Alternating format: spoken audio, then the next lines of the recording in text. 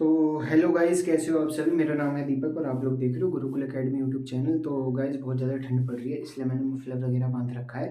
तो पहला क्वेश्चन है हमारा, और उससे पहले मैं ये बताना चाहूँगा कि मैंने एक न्यू सीरीज़ स्टार्ट करी है जो कि क्लास 12th की है और पॉलिटिकल साइंस की है।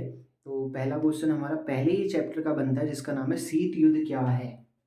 ठीक है, और मैंने कुछ क्वेश्चन सिलेक्ट करे हैं और उनके रिगार्डिंग मैं क्वेश्चंस को डिस्कस करूँगा। शीत युद्ध क्या है, ठीक है। शीत युद्ध क्या है, तो सबसे पहले मैं क्या करूँगा, क्वेश्चंस को लिखते हुए चलूँगा और यहाँ पे डिस्कस करते हुए चलूँगा। जो मैं बोलूँगा वो आप नोट डाउन करते हुए चलना, ताकि आपके लिए हेल्पफुल होगा, ठीक है। सबसे पहले हम बात करते हैं शीत युद्ध क्या है। पहले ही चैप्टर से 3 से 4 क्वेश्चन उठते हैं कि शीत युद्ध क्या है। तो शीत युद्ध ऐसा युद्ध था जो होने की संभावना थी बट हुआ नहीं था, ठीक है। अगेन बता रहा हूँ मैं कि शीत युद्ध उसे कहते हैं जिसके होने की संभावना थी बट हुआ नहीं था। जैसे अमेरिका, मैं यहाँ पे लिख देता हूँ, जिसको हम यूएसए कहते हैं, वर्सेस यू सॉरी वी लिख दिया मैंने, यूएसएसआर, ठीक है। इन दोनों के बिटवीन हुआ था, होने की संभावना थी बट हुआ नहीं था, ठीक है ना। तो ऐसा युद्ध जिसके होने की संभावना थी बट हुआ नहीं था, उसे हम क्या कहते हैं, शीत युद्ध कहते हैं, ठीक है ना। तो पहला क्वेश्चन आई होप आपको समझ आ गया होगा और आपने इसका एग्जाम्पल भी सेट कर लिया होगा। बट सेकंड क्वेश्चन यहाँ से उठता है कि शीत युद्ध के होने के क्या कारण थे, ठीक है। अगर आपसे कोई बोलता है कि शीत युद्ध के होने के क्या कारण थे, 1 नंबर में पूछता है, तो आप ये बोलोगे कि भाई शीत युद्ध होने के ये कारण थे कि उस टाइम पे जब हमारा सेकेंड वर्ल्ड वॉर खत्म हुआ था। सेकेंड वर्ल्ड वॉर कब खत्म हुआ था, 1939 में जो था सेकेंड वर्ल्ड वॉर स्टार्ट हुआ था, और 1945 में जो था वो सेकेंड वर्ल्ड वॉर खत्म हो गया था। उसके बाद चाहे अमेरिका हो चाहे यूएसएसआर हो, जिसको हिंदी में हम सोवियत संघ कहते हैं, उनके अंदर ये घमंड आ गया था कि एकमात्र जो पावरफुल कंट्री है वो मैं हूँ, ठीक है। यूएसए बोलता था कि मैं पावरफुल हूँ, यूएसएसआर बोलता था कि मैं पावरफुल हूँ, ठीक है। इनके बिटवीन क्या होती थी, होड़ होती रहती थी, और ये बोलते थे कि हम ही पावरफुल हैं। तो इनके बिटवीन क्या होता था, लड़ाई होती रहती थी। और ये जो शीत युद्ध हुआ था, एक चीज और बता दूं मैं, ये शीत युद्ध हुआ था 1945 से लेके, जब हमारा सेकेंड वर्ल्ड वॉर खत्म हुआ था तब से लेके 1991 तक हुआ था, या 1990 तक भी बोल सकते हो आप, ठीक है। होप सो समझ आ गया होगा आपको, ठीक है। उसमें यूएसए ने बोला कि भैया मैं पावरफुल हूँ, और यूएसएसआर ने बोला कि भाई मैं पावरफुल हूँ। होप सो समझ आ गया होगा आपको। और दोनों ही क्या करने लगे, यूएसए जो था, कारण ये था, यूएसए बोला कि नहीं, आर्मी के बेसिस पे, मतलब सेना के बेसिस पे मैं पावरफुल हूँ, और यूएसएसआर ने बोला कि सेना के बेसिस पे मैं पावरफुल हूँ। इसने बोला, पहला पॉइंट तो हो गया, कारण क्या थे। दूसरा पॉइंट में आप लिख सकते हो, यूएसए ने बोला भाई आर्थिक स्थिति में मैं पावरफुल हूँ, और यूएसएसआर ने बोला भाई आर्थिक स्थिति में मैं पावरफुल हूँ। तीसरा उसने बोला आंतरिक स्थिति में मैं पावरफुल हूँ, और यूएसएसआर ने बोला आंतरिक स्थिति में मैं पावरफुल हूँ। हुआ क्या, एट द एंड अगर हम क्वेश्चन बोलते हैं कि भाई कॉन्क्लूजन क्या निकला, निष्कर्ष क्या निकला, ठीक है, निष्कर्ष क्या निकला, तो निष्कर्ष ये निकला कि यूएसए जो था वो अप हो गया, मतलब अपनी अर्थव्यवस्था को नॉर्मल मेंटेन करने लग गया, और यूएसएसआर जो था वो बिखर गया, मतलब क्या हो गया, डाउन हो गया, या फिर हम ये बोल सकते हैं कहीं ना कहीं 3 पार्ट में डिवाइड हो गया, 1, 2 और 3। क्योंकि ये वन शॉट हम बोल सकते हैं कि ये हमारी नॉर्मल वीडियो है, जिसमें हम क्या कर रहे हैं, इंपॉर्टेंट क्वेश्चन को डिस्कस कर रहे हैं। तो इसमें हम ज़्यादा डिटेलिंग में नहीं जाएंगे। तो उसमें से एक कंट्री क्या है, रसिया है, जो हम बोल सकते हैं बहुत ही बड़ी कंट्री है। तो आप होप सो समझ सकते हो कि यूएसएसआर जो है, सोवियत संघ, कितना बड़ा रहा होगा। तो यहाँ से हमारे 3 क्वेश्चन डिस्कस होते हैं। सबसे पहले शीत युद्ध क्या है, शीत युद्ध के क्या कारण थे, और शीत युद्ध का निष्कर्ष क्या निकला। तो होप सो आपको समझ आ गया होगा। इसको नोट डाउन करो, फिर मैं आपको अगला क्वेश्चन करूँ।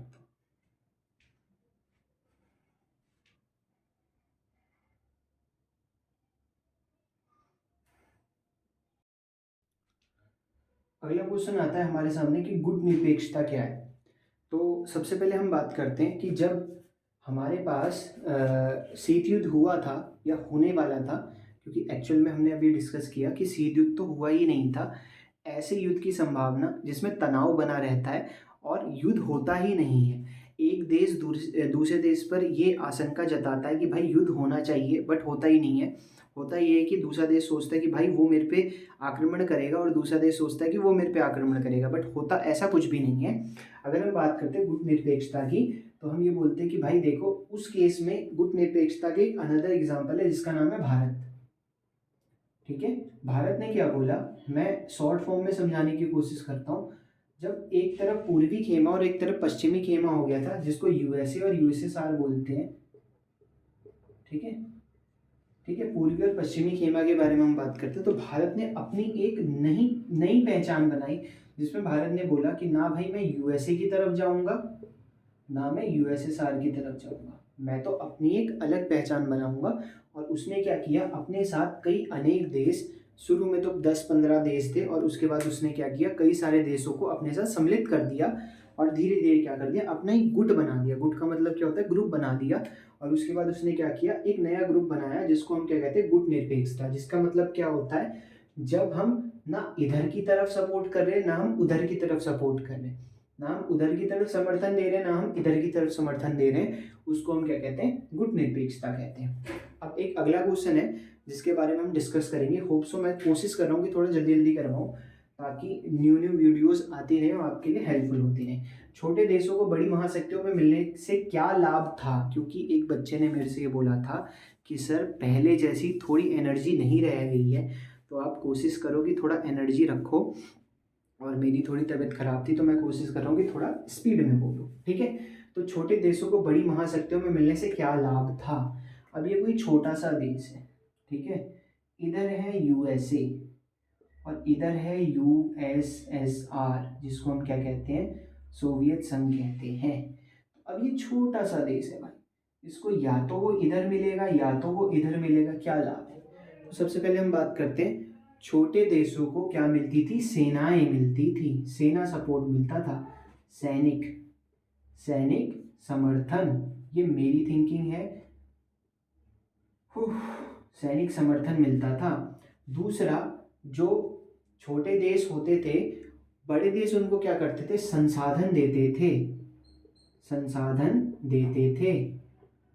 और तीसरी चीज, आर्थिक लाभ भी देते थे, या फिर प्रौद्योगिकी भी देते थे, जिसको हम क्या कहते हैं,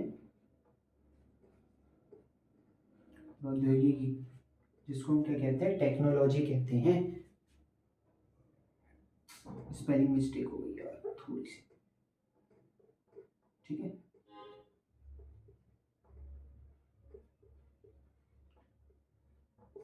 ठीक है, टेक्नोलॉजी भी देते थे। अब इतना सारा समर्थन, सेना सपोर्ट, संसाधन, उनका संसाधन उनके पास होता था, बट कहने का मतलब उनके पास इतना पैसा नहीं होता था कि वो संसाधनों का इस्तेमाल कर सकें। और टेक्नोलॉजी, जिसको हम क्या कहते हैं, प्रौद्योगिकी, उसका भी सपोर्ट मिलता था, किनको, छोटे देशों को मिलता था, कब, बड़े देशों को मिलने के साथ। होप सो समझ आ गया होगा।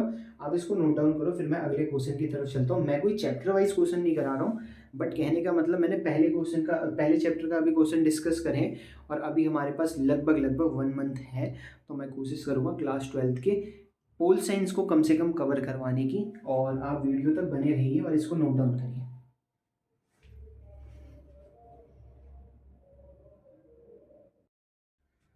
सबसे पहले हम बात करते हैं, तो एक नेक्स्ट क्वेश्चन हमारे सामने निकल के आता है, जो कि वैश्वीकरण चैप्टर का है, कि वैश्वीकरण क्या है। ठीक है, वैश्वीकरण का मतलब होता है, अगर मैं शुद्ध हिंदी में बोलूँ, तो विश्व के बनने की जो प्रक्रिया होती है, लिख देता हूँ मैं, विश्व के बनने की प्रक्रिया को हम क्या कहते हैं, वैश्वीकरण कहते हैं। क्या कहते हैं, वैश्वीकरण कहते हैं। अगर आपसे बोला जाए विश्व के बनने की प्रक्रिया क्या होती है, दो चीजों पे निर्भर करती है, एक होता है आयात और एक होता है निर्यात। ठीक है, होप सो समझ आ गया होगा आपको। तो एक आयात होता है और एक निर्यात होता है। आयात का मतलब होता है इंपोर्ट और निर्यात का मतलब होता है एक्सपोर्ट। ठीक है, होप सो समझ आ गया होगा। तो अगर हम बात करते हैं कि कोई देश, जैसे ये वाला देश है और ये वाला देश है, तो ये दोनों देश एक साथ कब जुड़ेंगे, जब ये वाला देश इसके साथ कहीं ना कहीं संबंध में आएगा।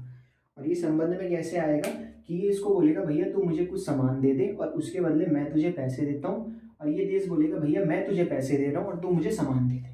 जैसे इसने इस देश को बोला तू आलू ले ले और इसने इस देश को बोला तू प्याज ले ले। ठीक है, होप सो समझ आ गया होगा, बेसिक एग्जाम्पल है, आपको समझ आ गया होगा। उसको हम क्या कहते हैं, वैश्वीकरण, विश्व के बनने की प्रक्रिया।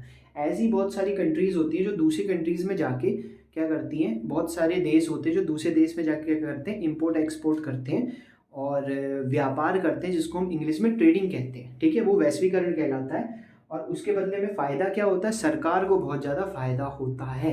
सरकार क्या करती है, टैक्स लेती है, जिसको हिंदी में कर कहते हैं। ठीक है, अगर इसने भारत को कैसे प्रभावित किया, तो अगर आपको ये क्वेश्चन आएगा तो बोलेंगे कि इसने भारत को 3 नंबर में आ सकता है, निम्नलिखित तरीके से प्रभावित किया। ठीक है, किन तरीके से प्रभावित किया भाई, पहला, दूसरा और तीसरा। ये तीनों पॉइंट यहीं पे लिख दूंगा मैं, ताकि आपका टाइम भी बच जाए और वीडियो हेल्पफुल भी हो जाए। ठीक है, तो सबसे पहले जब भी वैश्वीकरण होता है तो आयात निर्यात होता है, जिसके कारण क्या होता है, सरकार के पास बहुत ज्यादा कर आ जाता है। सरकार पे कर, बहुत ज्यादा टैक्स इकट्ठा हो जाता है, और सरकार क्या करती है, उस टैक्स का इस्तेमाल क्या करती है, देश की भलाई के लिए करती है। तो प्रभावित कैसे हुआ, अच्छाई पे हुआ। ठीक है, दूसरा, जब भी आपके पास वैश्वीकरण होता है तो दूसरी कंपनी जिस देश में आती है वहां पे इन्वेस्ट करती है, मतलब व्यय करती है, और वहां के लोगों को क्या देती है, रोजगार देती है। ठीक है, और वहां के लोग बेरोजगार नहीं होते हैं। 2 पॉइंट हो गए। और तीसरी चीज होती है, वहां की प्रौद्योगिकी को, मतलब टेक्नोलॉजी को अच्छा बनाती है। होप सो समझ आ गया होगा आपको। तो ये 3 कारण के कारण हमारा देश या भारत प्रभावित होता है। होप सो आपको समझ आ गया होगा, और यहां तक आप नोट डाउन करो।